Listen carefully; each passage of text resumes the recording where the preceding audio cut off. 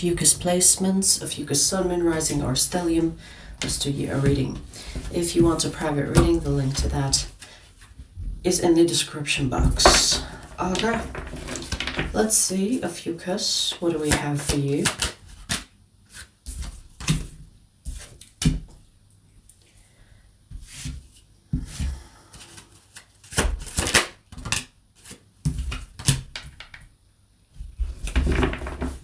Okay, I see like a long distance friend or someone that you stopped talking to for a while is coming back into your life. I feel like most likely this is a friend that you disconnected from. Some of you could be just someone that you were talking to, not necessarily a friend. It could be like a situationship of some kind. But then life happened, you both went in your separate ways, and now they're coming back. And I want to say that this is someone that is from 5 years ago, or 10 years ago, or even 20 years ago. Like you stopped talking to this person like a long time ago. And they're coming in to rekindle the connection, whether it's a friendship or not. But I see that this person wants to be back in your life. Okay. I'm getting that they have a lot to say to you. And I don't think it's negative. It's more like, oh my God, I haven't seen you in a long time. There is a lot of catching up to do.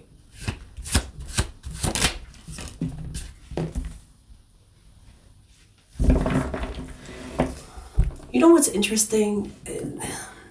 Maybe there is something going on in this person's brain. Maybe they have like a challenging brain. Challenging brain. Maybe they're mentally like not normal. Because I see that they are the type of person that disappears on people. You know? Like they talk to you for some time and then disappear. Do you know what I mean? Like this reminds me of a video I saw of someone texting someone. It's like, hey, how are you? And then the person only replied after 3 years. It's like, I'm good, how are you? Do you know what I mean?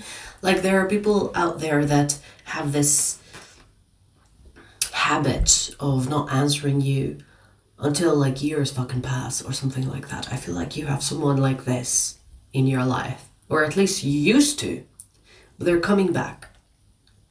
And what I'm getting, you know, they're going to do the same. Meaning, they're going to catch up with you, and then after some time, this person is going to disappear again.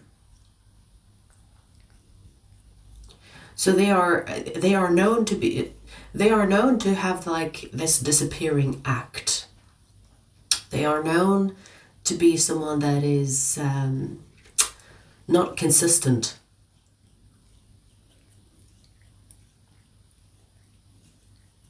And you know, like sometimes, especially as friends,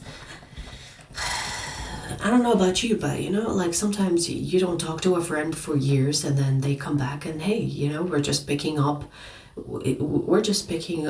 where we left off. You know what I mean? And if you both have no resentment towards each other, hey, you can just reconnect like nothing happened, right? But if it bugs you, if it bothers you to have a friend like this, you need to tell them, it's like, hey, you can't do that in my life. You can't just show up and then fucking disappear again. Do you know what I mean? If it bugs you, if it bothers you. But if you are okay with it, if you don't care, it's like, I have many friends. I don't really need this friend. So whenever they show up in my life, it's like, it's fine, you know? We just catch up and then they fuck off again, right? Because I see they're coming back, but they're not coming back to stay. You know, they're coming back. They're going to probably like stay in contact with you for a week, a month, maybe 2 months, and then they will disappear again. I don't know if there is something going on in this person's life that makes them like this, or if they are mentally a little bit challenged, or if they are really a fucking introvert, you know, like they stay in touch with people like from time to time. And from time to time means years. From years to years.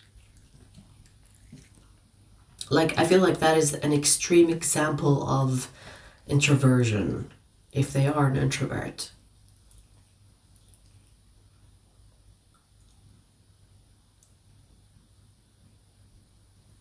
If you have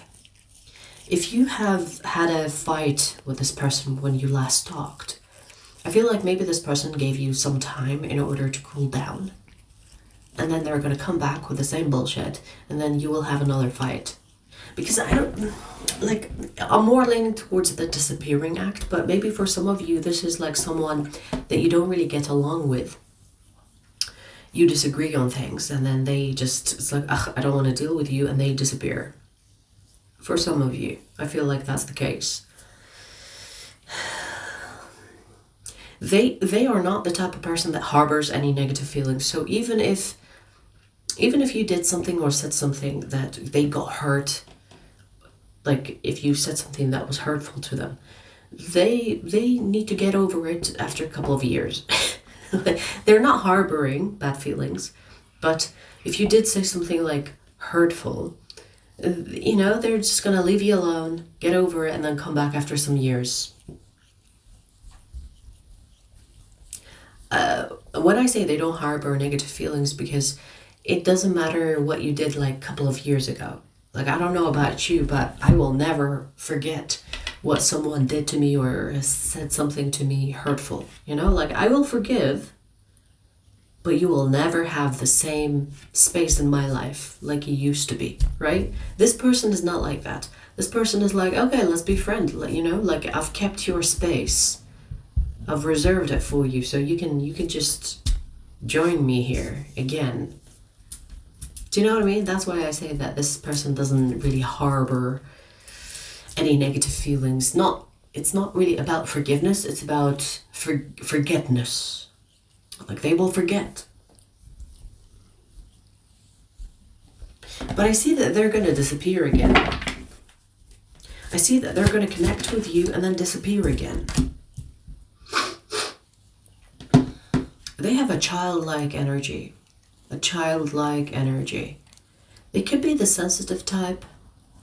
When I say sensitive, I'm talking about someone that is easily hurt or easily offended. They can have Aries in their chart, which kind of makes sense. Which kind of makes sense.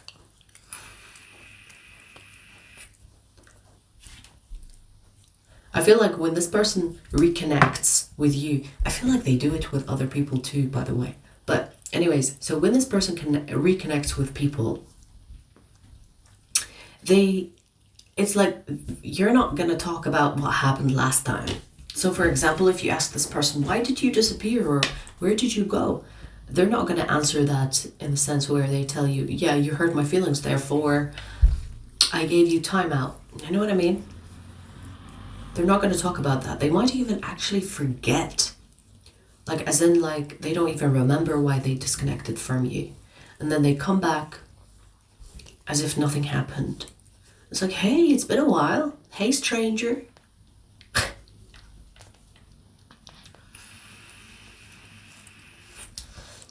Childlike energy. Like, for example, when you are dealing with a child, like an actual child, even if you upset the child, after some time they kind of forget what you did to them, right? It's like they kind of forget how you hurt them, especially if you are like, changing these memories with good memories. It's like if you give them a treat, or if you, like give them a toy, they will forget. It's like you hurt them. Do you know what I mean? But with this one, it takes years for them to forget. I'm not saying that this is an actual child. So yeah, they do come across as a little bit mentally forgetful or unstable. Okay? Wow, interesting. The reason why this person is a little bit mentally unstable, and I'm kind of struggling to explain their mental instability, because I feel like this person is not always, like, they don't actually have a mental illness. It's more of, how do I explain it? It's more of being disappointed and hurt by so many people that they have become so detached and so forgetful. Like there is actually this condition where if you get traumatized a lot, you become forgetful. Like for example, there are people that don't remember their childhood. The reason why you don't remember your childhood is because of trauma.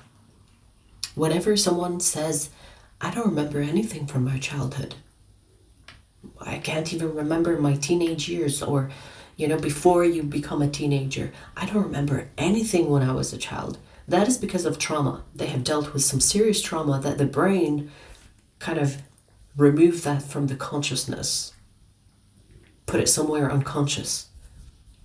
And I feel like this person has gone through a lot in life where even when they are an adult, they go through this cutting people off, not necessarily like cutting them off by telling them fuck off. It's more like disappearing, and then whatever hurt them, they forget over time. They forget. This is not about forgiving and, reasoning. This is forgetting. So even if you go to this person and say, what did I say that upset you last time you disappeared on me? They might not have an answer for that. It's like, I don't remember. Can't really, not sure. So interesting. But I kind of understand now, because with the Ten of Swords, it's kind of showing that this person was disappointed when it comes to connections way more than they were not. Now, you could say that I haven't done anything that was that serious. Maybe not to you, but to them it was serious. Okay? So someone's perception of reality is different, even if you are both, even if you were both there in this situation, you both shared a reality. How you perceive it and how they perceive it are two different things. Do you understand? So their perception of what they experienced with you could be different than how you have perceived it. So even if you think that you didn't do that much damage, or you didn't say anything, or something triggered this person into feeling hurt, you understand? I do get that this person is sensitive, or like really, really sensitive. Not in an egotistical way, I want to say that. Not in an egotistical way. Like, for example, some people are so egotistical, or they have such a huge ego that anything you say offends them. I don't think like this person is like that. It's more about sensitivity, meaning they feel things on a deep level. What the fuck was that? Is that like a ship horn? So they feel things on a very deep level that it makes them feel like they can't deal with you anymore. They have to stay away from you. And I feel like you're not the only one that this person did this to. I feel like this person, dealt with so many people that they pulled away from. There is a sense of fear that I'm getting here. Maybe they are the type of person that leaves before they get hurt, because they get in their head so much and they start to imagine, if I stay, things will get worse, so I better leave. So they could be creating scenarios in their head before they happen, and they pull away before it happens so that they minimize the damage. I'm getting that they are a sensitive soul. They are a sensitive soul, which is actually very dangerous for the mental space. Like sensitive people, if they don't really know what to do with their sensitivity, it actually becomes like a weapon against themselves. Their brain suffers. So I kind of feel sorry for this person, actually. Because I kind of get it, I kind of get what this person is facing in a way. But the only thing that this person doesn't know how to do is to how to handle their sensitivity properly. It's almost like their sensitivity is something that they consider a curse. You know when people like wish sometimes that they are, that they feel nothing, and I would live a better life if I felt nothing, and if nothing affected me. The reason why they are like that is because they don't know how to handle their sensitivity and to use it to their advantage. They only experience the disadvantage of their sensitivity, which they consider a curse of some type, right?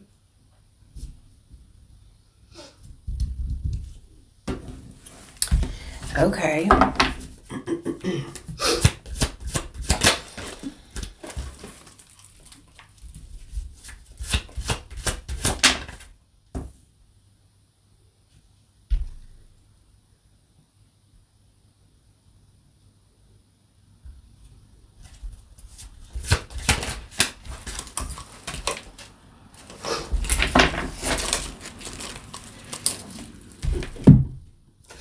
Interesting.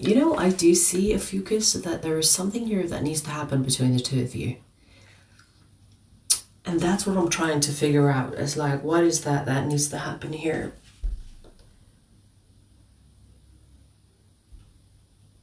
Because I see the Tower, and I don't think that you can... I don't really think that this person can handle a Tower moment. And I see that this Tower moment is going to be caused by you. But if they survive it, if they find a way to survive it, it will actually result in the Sun. Because we have literally the Tower, and then after that the Sun. But due to this person's sensitivity level, I don't know if they can survive it. But hey, maybe there is something here that needs to happen. Whether you say something, do something to this person that could result in an awakening, and then they discover their inner strength and they start to integrate this sensitivity that they have into their advantage. Like they can start to benefit from their sensitivity rather than be the victim of it. Because honestly, I get it, being a sensitive person is tough. You feel attacked by all the dark side of people. Every person has a dark side, right? When you are sensitive and you have not used that sensitivity to your advantage and you don't know how to deal with it, you become consumed by the dark side of people, right? So if you're sensitive and you're constantly fearing and afraid of the dark side of people, you start to become paranoid, you start to isolate, you start to push everyone away. It makes you want to, disappear, right?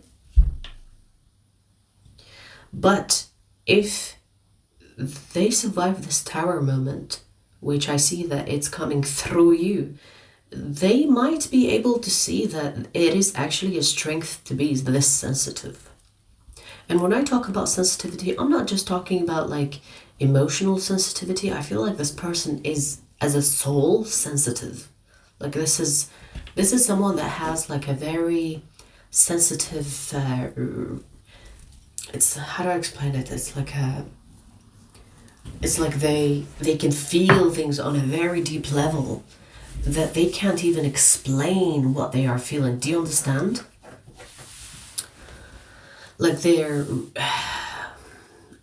Their sensitivity meter is very heightened.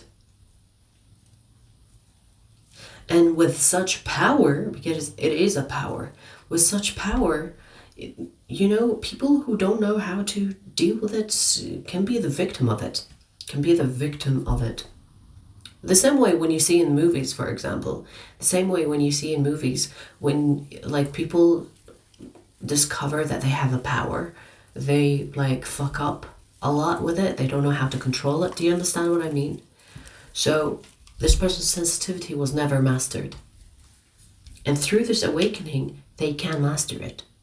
And the awakening, I see that it's coming from you. Now, even if this person comes into your life and disappears after some time, I feel like you planting a seed in this person's life could be the awakening that they need. So even if they disappear from your life, I feel like you were contracted to help this person to discover their strength. Because this sensitivity is strength.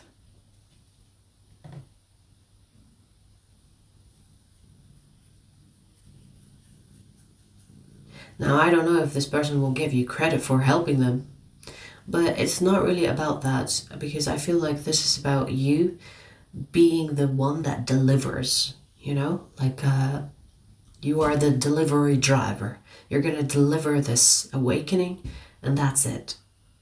So the reason why this person is going to come back into your life, because subconsciously they are being guided towards you delivering this awakening to them. Now, delivering this awakening to them is not going to be like, okay, what do I do? Is it like, do I put it in this package or this package? It's just you being yourself. You know, you have been chosen to be yourself, and that will help this person to discover how to control this sensitivity, or how it's not about you teaching them how to control their sensitivity. It's about you planting the seed, possibly leading by example, or being yourself, and you might say something that does something in this person's psyche. So it could seem like coincidental, you know, you just being yourself, and then they disappear, they have their awakening, and they evolve into controlling this power and becoming their better version with it. Okay, that's what you have. Interesting message. That was like a brain fuck message. But we got there in the end. The reason why I feel like you need to understand that you have been contracted to help this person, meaning that you agreed to help this person before you were born. This is one of the contracts that you have, to help someone that you agreed to help before you were both alive. Okay? So if you're like, what do I get out of it?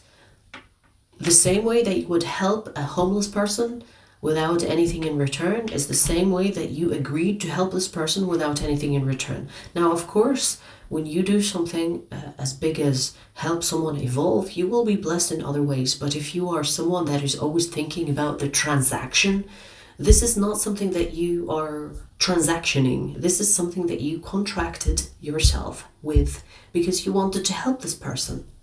When I say person, I'm talking about their soul. You wanted to help them because you know this soul. They are part of your soul tribe. Do you understand? Not necessarily. I don't see this person as a soulmate. It's more like someone from your soul tribe. You know. It's someone that you agreed to help in a certain thing or in a phase in their life. That's it. That's what you have in your energy, Ophiuchus. I'm going to pull you another message. The second message is for Ophiuchus extended members, but I'll give you a preview before we take it there.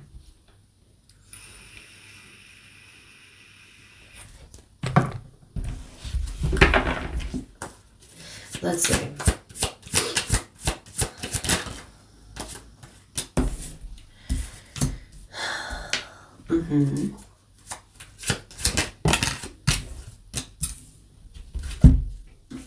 Oh. Hang on.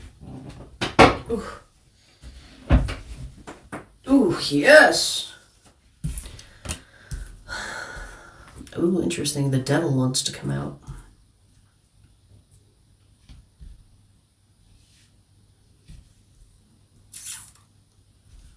Wow, you have a hater here, Ophiuchus. And I'm getting that this hater is constantly thinking, how can I get to you? Or how can I How can I fuck up your day? They are like a committed hater. I laugh because, you know, haters like that are funny to me. You know what I mean? Like, I can't take them seriously. Even if it's, like, I get it if you're like bothered by this, or this person is bothering you. I get it. It's annoying. Just slap them in the face, will ya? Make sure there are no cameras around. Make sure no one is watching you. Make sure there are no witnesses. Slap them across the face, will ya? So, anyways, like, I feel like this is a hater that is committed to hating you. Like, they are, like, whenever this person is alone, they're thinking, how do I make Ophiuchus's life difficult? They can have Taurus or Capricorn in their chart, by the way. I also see Cancer. But you know, I feel like this person is constantly thinking about, how can I one-up you? You know when you are arguing with someone and they always need to be the last person that says something? You know, like, let's say, for example, you call them an idiot and they're like, you're an idiot. And you say something back. And they say something. Like, they need to be the last one to say something back. Let's see where this goes in the extended. The extended link is in the description box. I'll see you there.